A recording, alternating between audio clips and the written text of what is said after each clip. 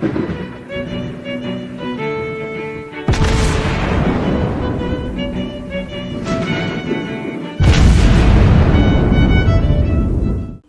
everyone, and welcome back to World of Warships Blitz with Terry.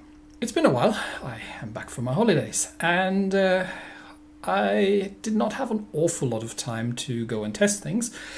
So I figured I'll pick one that's about to come out, and given that it is the Lunar New Year-ish, depending on whenever that video actually gets released, this seemed like a good choice, and I haven't really reviewed a lot of these sort of special ships. So someone's been asking for another one, an older one, but there are a lot of Pan-Asian Tier 9s, and this is one of them. This is the, and I hope I pronounced that correctly, the Louchuan, a Tier 9 premium battleship. Now, I did, another reason I'm making this video, I did poke a little bit of fun on the description when it came out in the update notes, because this was during the Han Dynasty. Well, obviously, this ship was not built during the Han Dynasty, but this actually wasn't a single ship. So I think the description here is a little misleading. Louchuan was not a single ship, but they were a type of ship. Think of something that is basically has basically rudders on the side and or paddles, and is propelled mostly by human power with a little bit of sailing. We're talking about somewhere like 6th to 10th century or something like that. It's been a while, but the whole point of this was that these things were for the time relatively large. They had going with the ship designer idea here, somebody in the Han Dynasty, and this is completely ahistorical, obviously, but somebody in the Han Dynasty went and said, we're going to need a really, really powerful ship. And the ship designer said, you know what? What is the most powerful weapon or structure that we have? And they said, well, it's a fortress, right? You can put archers in it. You've got thick walls. You can put something like trebuchets in it and hurl rocks at your enemy. So they said, you know what? Why not make it a combination of a fortress and a ship? And I think that's what Louchuan actually means. It's like a tower ship. So you basically had a bastion, but floating, which means you had several decks where you could put lots of archers in, or later people with rifles. And you had an upper deck where you could put some form of ballistic weaponry that could throw interesting things at the enemy, including molten metal, which I can imagine had interesting effects on enemy shipping. On the downside, these things were about as maneuverable as if you had put a real castle in a lake. So they also tended not to work extremely well out in the ocean, because every time the weather got a little bit inclement, that did not go well. They were very unstable, and as such, people eventually stopped making them. But back then they would have been sort of a center of a fleet, and were meant to house a regiment of some unit or division of sorts of infantry, actually, that could go on a boarding action, really like somebody had picked up a castle, put a boat underneath, and thought that was a great idea. Anyway, the ship that we have here, the Louchuan, is obviously not that. Well, the ship looks eerily familiar, and if you're thinking, hang on a minute, Terry, I've seen this thing before, you're not wrong. That's a lion. And this is a really interesting choice, because if we're looking at the flag, and we can sort of see it here, I think that's the People's Republic of China. And the People's Republic of China and the British have had a little bit of a history. So taking a British ship, for that matter, in that case the lion, and handing it over to the Chinese, revenge. It still has the sort of sail in. I mean, this is a permanent camo, so you can't really do anything. But you see that sail that's kind of pinned there after the mainmast, or on top of the mainmast, really. like they are that thing. That is sort of the, except for the obvious ornamentation, is sort of one of the nods to the origin of these things. But other than that, it's pretty much a lion. So it's not the lion, however. It's not a black lion, or in this case, a bluish black lion. But let's begin with comparing the lion and the Louchuan. I'm not a massive fan of the lion. The British battleships at top tiers are not particularly my favorite. They're not outright bad, but they really struggle to make their sort of HE gimmick work. And the whole point of the HE gimmick, which was to blub destroyers out of the water, because you tended to have the right ammunition type loaded, has been completely obliterated by the introduction of the Italians, which can take one look at it, saying "hold my pizza," and use semi-armor piercing to do the same thing extremely more better than the British. Anyway, we're getting off track here. So Louchuan versus Lion. Lion has the rapid reload. The Louchuan gets no such thing.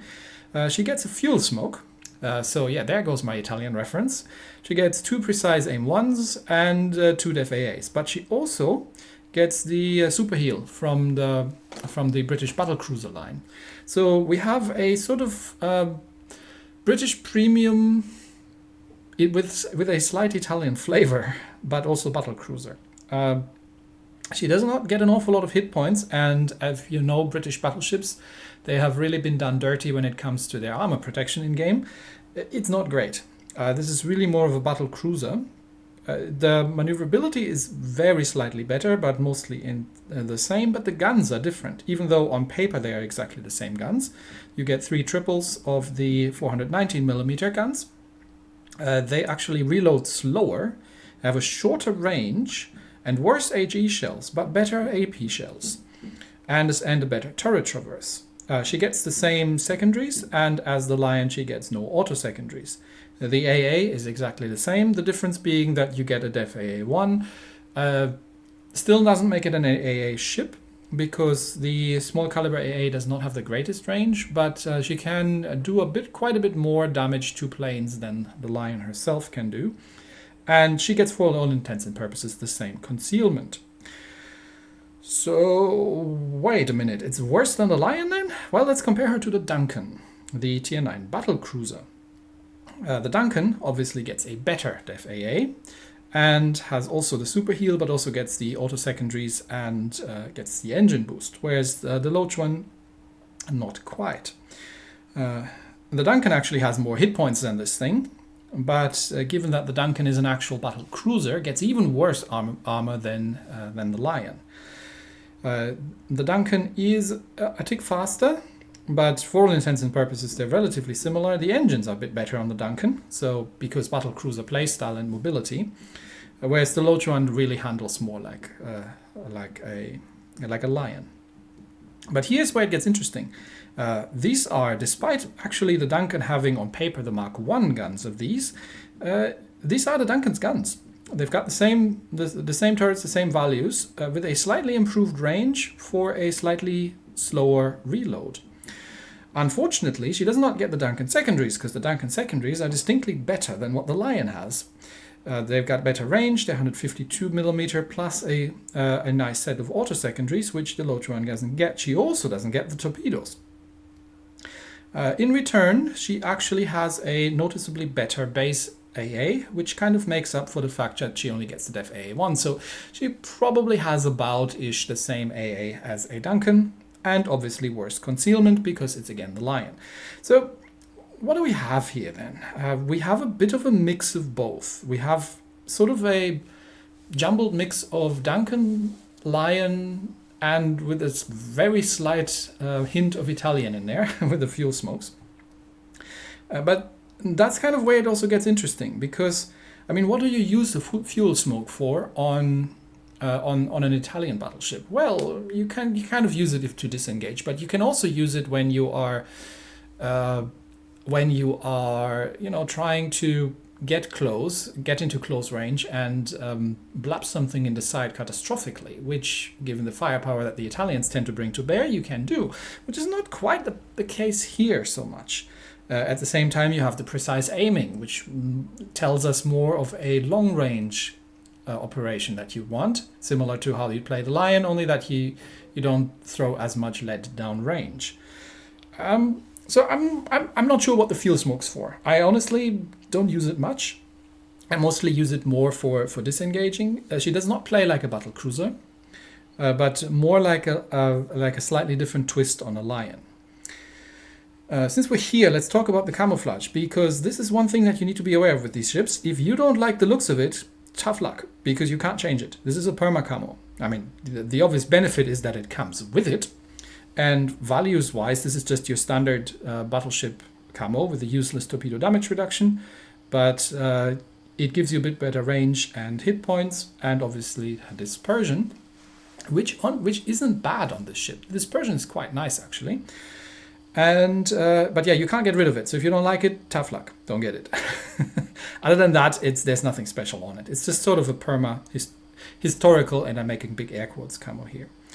I have actually played the ship maxed out because I figured it's a little bit of a niche thing, and if someone's really into that sort of stuff, I may as well. Also, I wasn't super impressed, so I just maxed it out from the get-go, and that's what you're going to be seeing. So we have the premium consumables, which really, because it gives me a bit of an opportunity to show you kind of where the builds can shine, and it also makes more sense with the commander. Equipment-wise, I have ended up using main battery mod 3. She doesn't need the turret traverse. She can't really use the secondary mod very successfully because the secondaries are kind of an afterthought, and most of the time you're not going to be using them.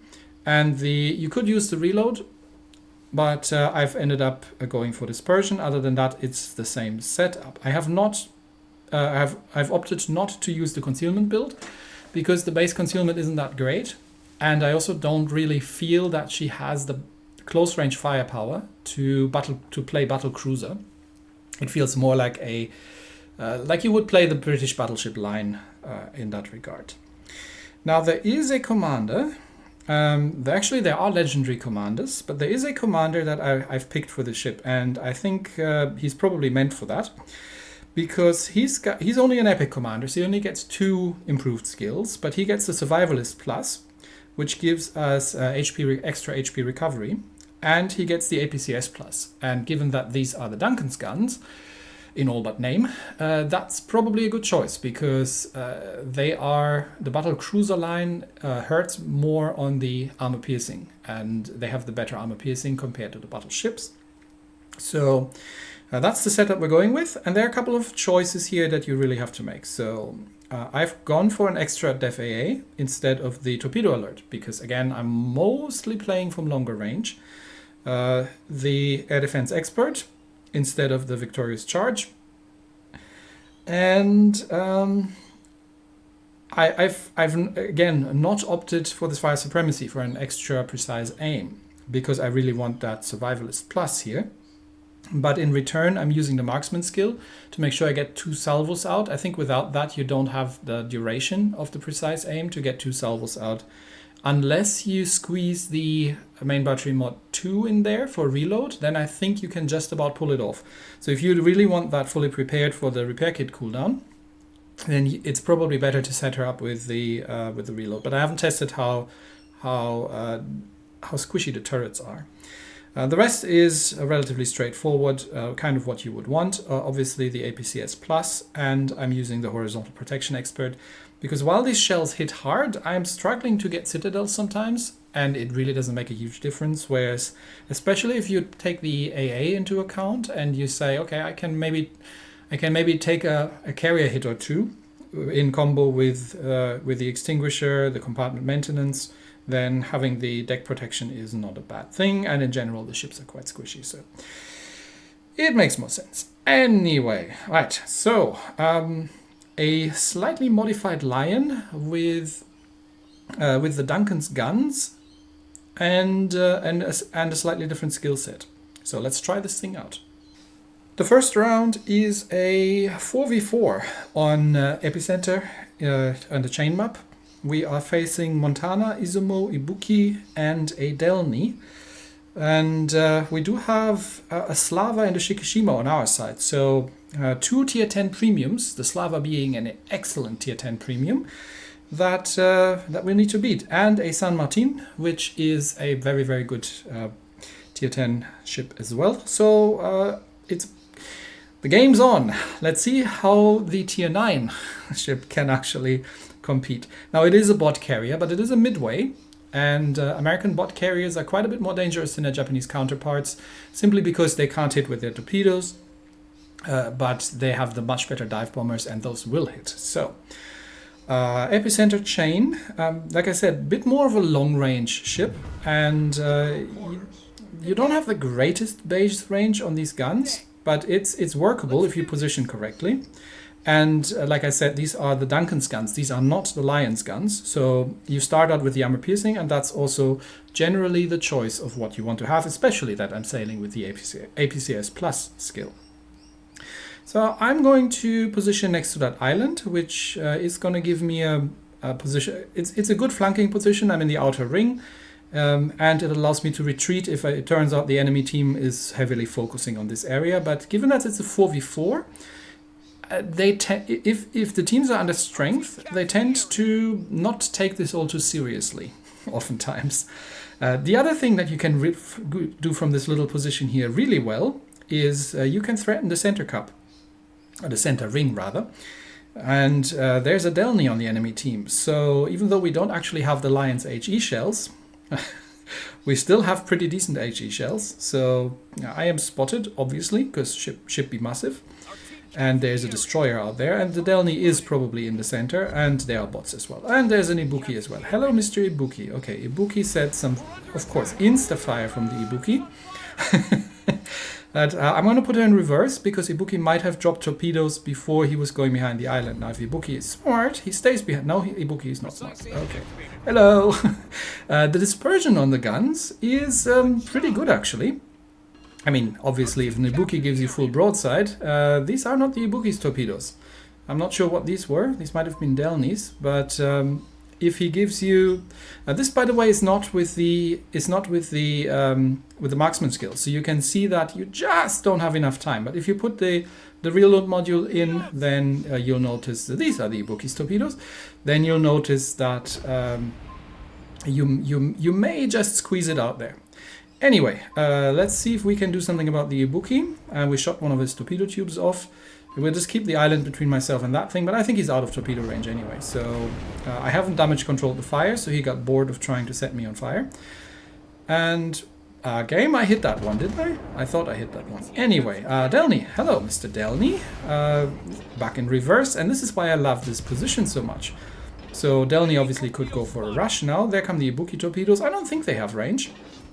But yeah, the secondaries are a bit meh here. Yeah, Ibuki torps didn't have range. Unfortunately, I do have the AP loaded. It would be lovely if I had the HE on. But let's get the AP out of the way. And we actually got a full pen against the Delny here with APCS Plus. That's still good to see. And there comes the carrier. And yeah, he's dropped on my position. So I'm just going to back off a little bit. Like I said, and yes, that's why the triple fire comes in. That's why I did not damage control the single fire from the Ibuki earlier, because that would have meant that I would have now been on triple permafire. Team calls out, "Oh, can somebody do something about that Delny?" I'm like, yeah, I'm in a good position to do that, and I have the HE loaded. Goodbye, Mr. Delny. Back to the armor piercing. Plonk. Okay, Ibuki's back, trying to set fires, and he should know that I've damage control. So I'm going to use the fuel smoke now, and just throw his aim off, try not to get set on permafire. And there come the torpedoes from the Delny. I don't think they were meant for me. I think they were meant for whatever's behind me there, but that's their problem. I mean, it was an extremely obvious Delny, so they should know that that's coming. But now I am going to go and take the center cup. Why? Because no one else is gonna. I mean, you see the rest of my team is sailing blissfully around the other side. Now that's an Izumo. Shots coming in from the Izumo. That's not a Yamato, but yeah, he hurts. So you're very, very quickly going to be losing hit points. But look at the heel. That's the British battle cruiser super heel coming in. There comes the carrier again. Manual aim at the Izumo because he is sitting still. I'm gonna Damakon that fire. The planes. Oh yeah, the Izumo is the bigger threat here. Damakon is still active, so the dive bombers can't set fires, and I'm turning out because Ibuki might have dropped torpedoes, and we're busy shooting some planes down. Back to lock on, and then we'll make ourselves scarce. Obviously, Ibuki trying to set permafires, which is the right thing to do, but sailing broadside on. Not always the wisest choice. There's Monty back there, and I can use my fuel smoke again to put Ibuki off target. But San Martin has taken out the Montana. Well done, San Martin. He has been guarding the other flank, whereas the Shikishima and the Slava have been sort of sailing around in the countryside. Okay, that's the Ibuki done for, and that just leaves the bot carrier. Yep, Ibuki gone. And I deserve that, because I've been taking the fire while the other two have been sailing around the outside of the map. San Martin can deal with the carrier. He's still got half his hit points, and he's got some good AA. Yeah, well done. Nice move. We're controlling everything, so now it's just a matter of picking up the bot carrier, which is why I'm not using the last heal. But this should have given you a little bit of an impression of, yeah, and you're in a full health Slava. I mean, the Slava I understand. You don't want to be close to anything, but still. I'm 2 heals down, and I've been tanking effectively in a battle cruiser. While yeah, let's not go there. Anyway.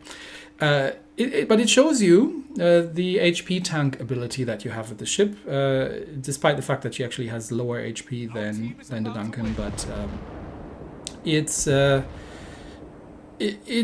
better than on the British battleships. So especially if you can, and look at the full pens that I'm getting here. I'm just not lucky with the Citadel, but the guns are actually hitting reasonably hard. So the guns aren't bad on this thing. And we have not come out on top of the team. San Martin has taken that particular honor, and he's played well. He's dealt with kept the Delny bottled up for me to blap in the side from the flank, and kept the Montana at bay. So well done in the San Martin. And but we've taken more damage than we've actually dealt, and I'm still coming out on top of both Slava and Shikishima, which makes me happy. In the second round, we are playing Domination against Delaware, Bismarck, Borodino, Shimanto, Edinburgh, and Nasashio. And it's obviously now we are top tier, because it's a tier 9 game, and most of the enemy team is tier 8, and most of our team is tier 8, except for the Baltimore. We do have a Hawk Merker division in our team. So we'll see where we're going. You don't generally want to in a domination battle in one of these things be in the middle, because you're gonna get shot at, and getting shot at is, well, not quite as devastating as in a battle cruiser, but I would say playing more like you would on a battle cruiser and HP tank, that you can do, unlike on the British battleships, is something that you can get away with. So let's follow the Merker into A Cup, and I think the Hawk's coming along as well. So we'll just temporarily join that division. We've got Hawk and myself has got some AA to throw up against the Delaware. I can't remember how many. I think they got 2 strike wings, but I'm not 100% certain. So def AA up. He is going for the Hawk, but he's not seeing those dive bombers again. Yep, there they go. So all gone, and there comes the other wing. That just leaves him. I mean, he was probably going to try and go for the permafire, but there were better targets out there than a Hawk. Although he wouldn't have known what this ship here is capable of. Okay. That's a bot Wichita, so let's get some shots out, because these things are actually dangerous. But there is, and of course, insta-fire and insta-double fire, Damakon up, and we want to get out of here. So, Borodino, Shimanto, someone's radaring me. Did Borodino get radar? I can't remember. Could be, but so let's help the Merker, because obviously if there's radar up, then the Merker was spotted as well. But there was not really anybody who could capitalize on this. So the Merker has taken the capture circle. The radar is down, And yeah, there's still the Wichita. Okay, Hawk, are you okay with this thing, or do I need to help? I mean, Borodino is defensive anyway, so let's help. Let's get him out of the way. And that you can finish that off, right? Just to get the destruction out of the way, so we can finish off the Borodino. Now, Delaware has dangerous guns. I'm much more afraid of Delaware's guns than I am of his planes. So let's slow down here and try to finish off the Borodino. We have no rush to push here at this point. I mean, we are only holding one capture circle, but there comes the fire from the Borodino. Ow! That actually hurt more than I thought it was gonna. And but we do have our super heal, so we can bring back a fair amount of that health without too much trouble. And I think we can finish off the Borodino. Borodino is positioning well, but yeah, he doesn't really stand a chance in terms of just tanking that. And oh, come on, I deserve that one. Ah, well, someone else can finish him off. Merca can finish him off with his guns. He's got the rate of fire. Oh, Bismarck takes him out. Okay, that works too. My team sort of died around the other caps, but there are 2 ships down now, and the Delaware is now sitting up in the out in the open. Delawares are squishy. Yeah, you don't want to do that because these. I mean, I've got effectively the Hawk's successor's guns, so there's no threat from the left, and that means I can open up on the Delaware with impunity. Shots out. Let's see if we can finish off the Delaware. But there's Bismarck and Merca coming after him as well. There goes the Citadel, but again, it's just not been enough to finish off the Delaware, and the Bismarck takes out the Delaware. That's okay. That means these are the last planes, so we may as well just use the Def AA. Now there are 2 kills down. There's a Bismarck over there still, but I've still got 2 heals, so I'm good. Hawk, excuse me. I want B cup. So if you will excuse me, I need to get through there. Yeah, you can farm Bismarck all you want, but I want B cup. I'm gonna shield you because I actually have the better armor than you. But come on, get out of my way, please. I want the capture circle. Because our Gascogne is up against Edinburgh, Shimanto, and what was it, Asashio? So that's going to be a bunch of torpedoes. So Gascogne wants to get out of here, probably. And we do need to make sure that we're not losing to overconfidence here at this point. But I mean, we're 2 kills ahead, so 3 kills ahead at this point, actually. Okay, there come the torpedoes. But I think I think the Merca has paid attention and has dropped the smoke. So let's just get the Shimanto out of the way. We've still got a Fantask here, which is a decent gunboat too. So Merca, myself, Fantask. I think we've got this. And there's the Asashio. Hello, Mr. Asashio. Obviously, I've got the armor piercing loaded, which is not the right choice. Otherwise, this would be a dead Asashio. But if we get lucky and we get a full pen, maybe we can get him. No, we just get overpens. So Merca can finish him off. And that just leaves that Shimanto. Can I get a kill? Maybe? Can I get the rear turrets around in time to take out the Shimanto? Maybe. Nope. Hawk takes out the Shimanto. Okay, that's all right. So while we are trying to get some shots off at the Bismarck, this is well, it's not an amazing ship, but it's a solid ship. It's kind of like a Duncan, but not for close range engagements. The guns are good. The main guns are good, and they're a weapon of choice. The precise aim kind of helps a bit, yeah, but the dispersion isn't completely dreadful to begin with, and you don't have the speed or the sort of close range armament to make a lot of things happening at close range. You're better off just HP tanking like you were in a Duncan, and then using the AP at range. And like I said, it's not an amazing ship, but it's a decent ship. And can, especially with the APCS Plus, can hit really, really hard if you can get your hands on the Epic Commander. Otherwise, regular APCS is going to do it. But yeah, without, not the greatest, but with APCS is a solid ship, a solid tier 9 premium battleship if you are keen on the Pan-Asian line. And that's it for me today. Thanks, everybody, and I will see you next time. Bye-bye.